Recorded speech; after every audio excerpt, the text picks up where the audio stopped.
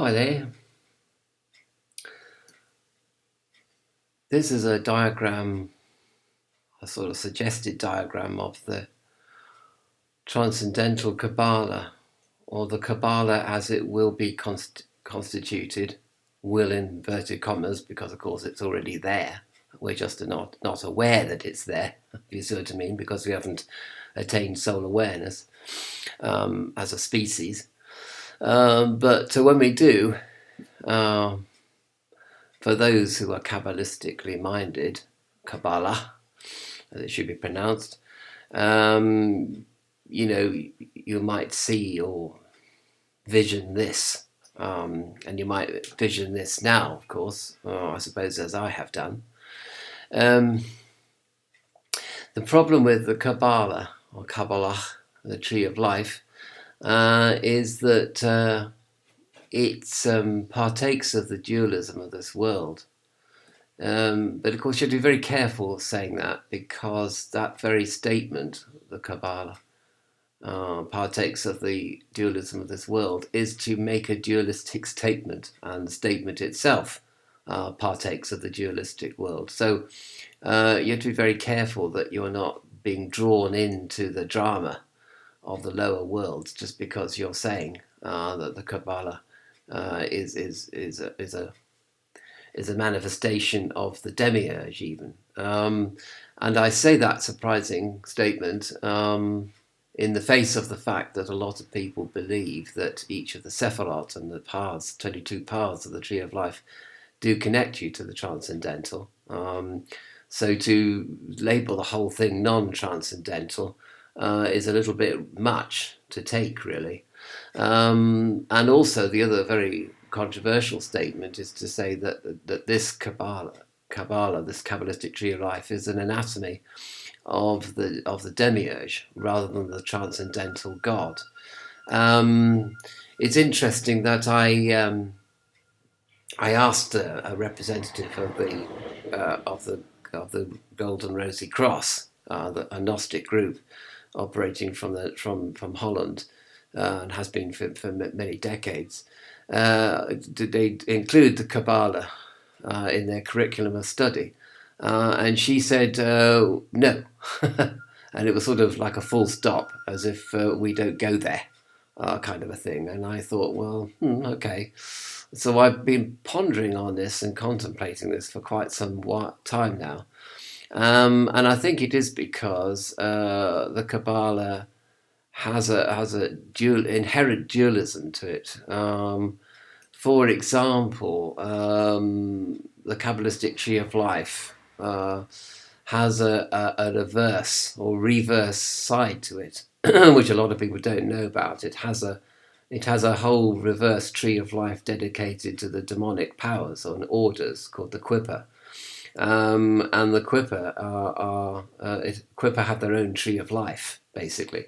And it kind of shadows the Tree of Life, which most people study, and most people contemplate upon, and most people believe is truly a spiritual map, if you like, a geography of the spiritual mind. But is it? From one perspective, it may be, but from another perspective, maybe not. If it's not transcendental enough. And the whole system reminds me very much of the Soviet system. The Soviets, the government had departments like a regular government. So Department of Health and Department of Social Security, etc., etc. But each department was shadowed by its own Communist Party replica of that department. They had a whole department dedicated, filled up with Communist Party members, and their job was to keep an eye on the regular departments to see that they weren't going against scientific socialism, they weren't going against the party plan, they weren't operating against the principles of communism. So it was like a sort of a shadow, sort of a watchful eye kept on bureaucrats to see that they stayed communist, and which shows remarkable insecurity in the political system, if I may boldly suggest. Anyway, so it reminds me a bit. So for every Sephiroth, you've got its shadow Sephiroth. So, for example, Gebura, the sphere of Mars, from the Western Golden Dawn tradition, that has its shadow in the shadow world, in the Quipothic world.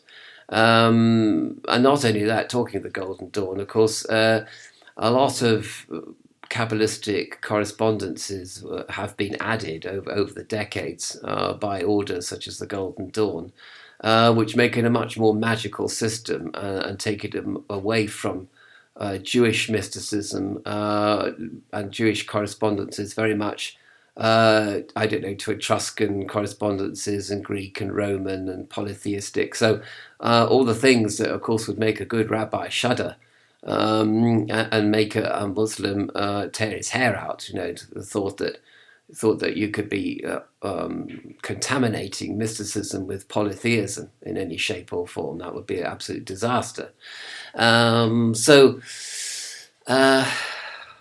as I said, and the other point, of course, is that you may say, well, there's a light Kabbalah and there's a dark Kabbalah, and there's the balance between the two, light and dark, and that's okay, isn't it?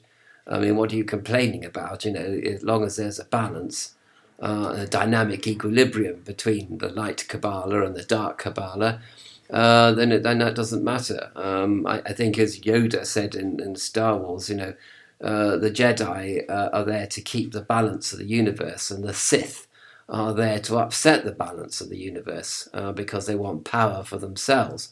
Whereas the Jedi don't want power for themselves, they just want to maintain the balance of the universe. But surely the Jedi and the Sith do partake of dualism, of the binary world, the dualistic world themselves. So we're no sort of further forward. The Kabbalah, as it is presently constituted with its Quipothic side, it doesn't take us really that into the transcendental realm, not as a whole symbol. But many people will be shocked by that and point out that indeed their experience of the Kabbalah is that you do contact the transcendental God, and you do commune with angels, and you are on the side of the angels, and you are definitely being transcendental when you follow the Garden of Pomegranates by Israel Gardi, the meditations on the Tree of Life, on the paths of the Tree of Life, and the spheres of the Tree of Life, the Sephiroth. And I'm sorry, this probably may go over the heads of some people that are not into the Kabbalah at all. But anyway, so a lot of people will probably take umbrage at the statement that the Kabbalah is not transcendental enough. But even Kabbalists, Christian Kabbalists, talk about the restored Kabbalah. And so I wanted to present here, without dwelling any longer on the controversy of the Kabbalah, because I don't want to involve the Kabbalah in any kind of controversy, to be perfectly honest with you. I don't want to be drawn into the drama of dualism and argue with people about how transcendental the Kabbalah presently is, only to say that some people do consider that the Kabbalah has another manifestation. The next manifestation of the Kabbalah will be on the transcendental plane only. And that next manifestation will be when soul it comes back into alignment or unites with God. And so I had an inspiration about this restored Kabbalah, restored Tree of Life, or even a next manifestation of the Tree of Life. Let us call it that. Let's take all the dualistic language out of this altogether and talk about the next manifestation or the next version of the Tree of Life, which I presented here. And the principle is here that Keter, that is the crown on the Kabbalistic Tree of Life, Keter actually becomes a point within infinity. if such a thing can possibly be theorized. It's like what they call in Hinduism a bindu, a point. The only point in infinity is Keta, which is Godhead. And surrounding that, or in alignment with, or in close proximity with, you have Tiferet, which represents soul and soul awareness and the heart. So the heart is in alignment with God, and the soul is well. There's a controversy between whether the soul is united with God or whether the soul is apart from God but very close to God. And the reason for saying the latter is because you want to be able to say that consciousness from the experience of the lower worlds has been retained in some shape or form, and that slightly separates the soul from God. But also they are united as well. So I've tried to kind of illustrate this as best I can. So there's the point of Keta, and there's Tiferet, and there's the fact that they are separate and yet united for the joy of union, and yet they are united at the same time. So it's like light. Light is both a particle and a waveform. So soul and God are both united and yet separate at the same time. And that would be the restoration of the soul to God as a result of the soul having travelled down into the lower worlds, you see.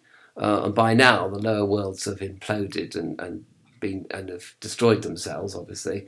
So we're talking about the New Jerusalem kind of idea here, the restored magnificence of soul and man to God, of the resolution of man to God, the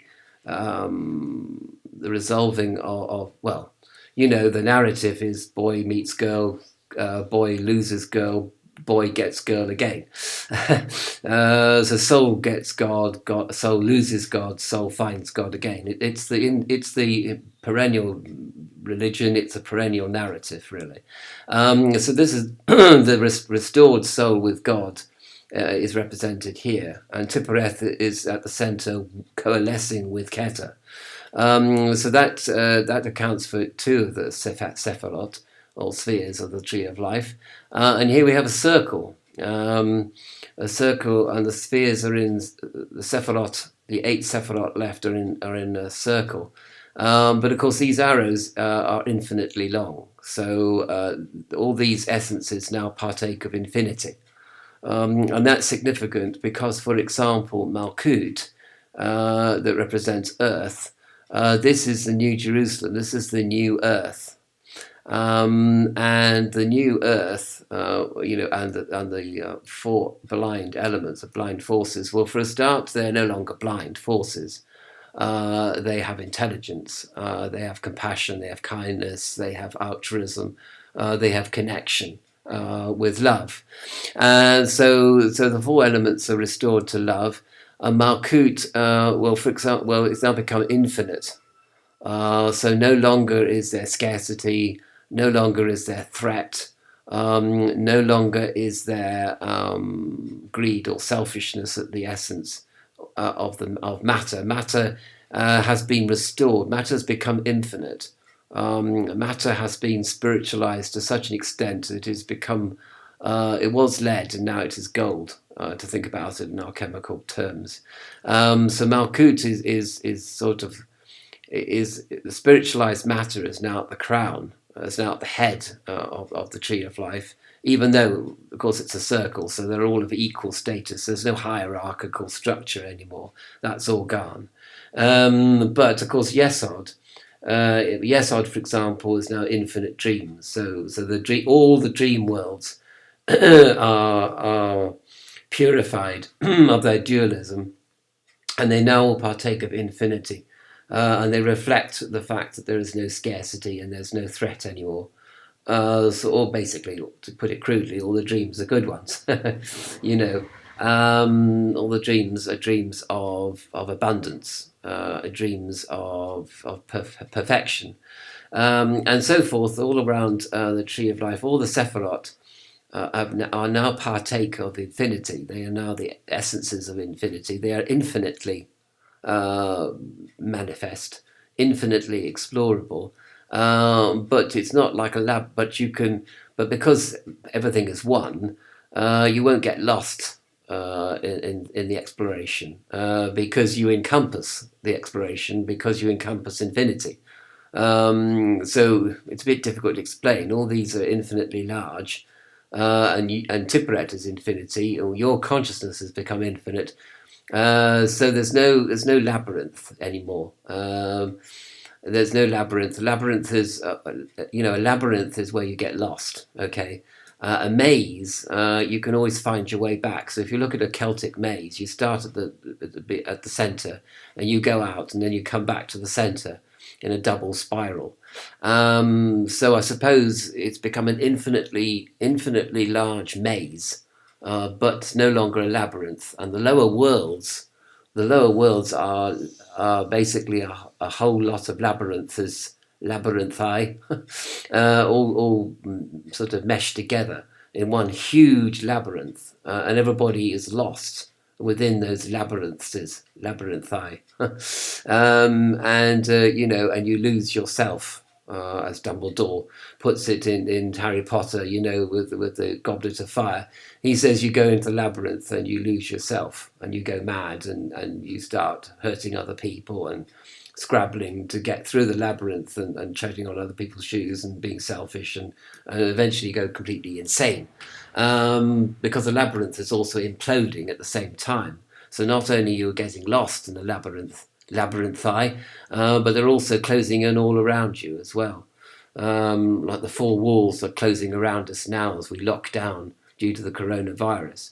But so you have to go within, you have to meditate, and then you find access to this non-hierarchical maze-like structure, infinite structure of the new restored Kabbalah.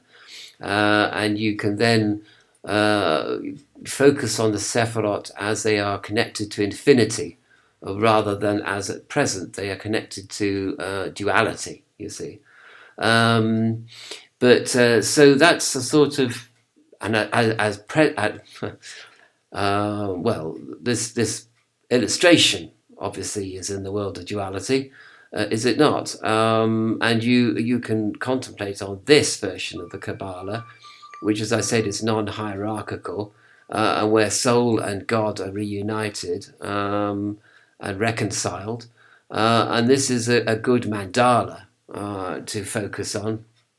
You might like to reproduce this mandala in a lot better way than I have, with the point of the mandala being God, and this coalescence is soul, is you, and also not you, of course, at one with God and yet separate from God, so that the relationship can be there, that can exist between two separate things.